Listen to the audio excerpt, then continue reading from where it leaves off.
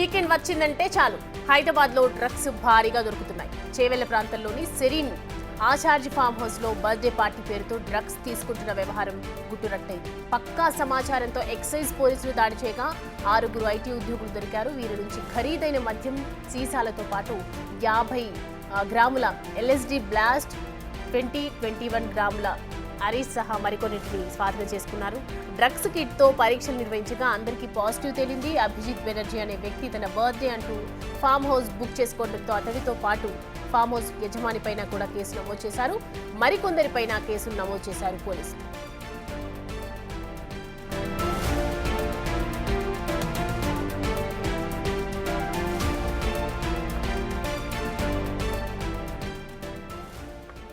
ఈ అంశానికి సంబంధించి పూర్తి డీటెయిల్స్ అందించడానికి మా ప్రతినిధి విజయ్ అందుబాటులో ఉన్నారు. విజయ్,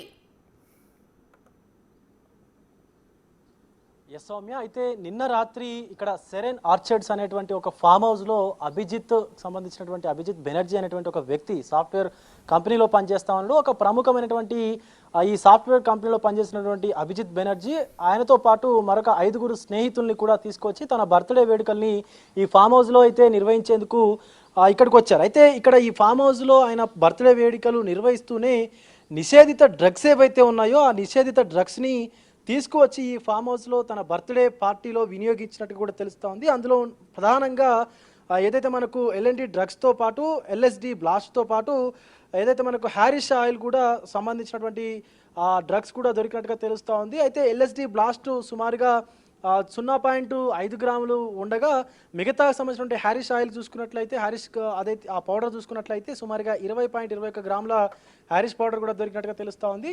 అయితే వీటితో పాటు ఖరీదైనటువంటి విదేశీ మద్యం బ్రాండ్లు కూడా దానికి సంబంధించినటువంటి విదేశీ మద్యానికి సంబంధించినటువంటి బాటిళ్లను కూడా 5 బాటిళ్లను స్వాధీనం చేసుకున్నట్టుగా తెలుస్తూ ఉంది. ఇక్కడ పక్కాగా ఈ యొక్క పార్టీ జరుగుతుంది అని చెప్పి తెలియడంతో స్థానికంగా ఉన్నటువంటి ఎక్సైజ్కు సంబంధించినటువంటి అధికారులు అలాగే స్థానిక పోలీసులు ఇద్దరు కలిసి కూడా దాడులు నిర్వహించారు. అయితే ఒక్కసారిగా ఈ యొక్క దాడుల్లో 6 కూడా డ్రగ్స్ పాజిటివ్ వచ్చినట్టుగా కూడా తెలిసింది. పాజిటివ్ రాగానే ఇటు ఈ ఫామ్ హౌస్కు సంబంధించినటువంటి యజమానితో పాటు ఆ 6 పైన కూడా వాళ్ళపైన ఈ యొక్క కేసునైతే నమోదు చేశారు. కేసు నమోదుతో పాటు ఇప్పటికే పోలీసులు వారిని అదుపులోకి తీసుకొని విచారిస్తున్నటువంటి పరిస్థితి కనిపిస్తూ ఉంది. వారికి సంబంధించినటువంటి వాహనాలను కూడా సీజ్ చేశారు. వాహనాలతో పాటు వారి మొబైల్ ఫోన్స్ని కూడా సీజ్ చేశారు.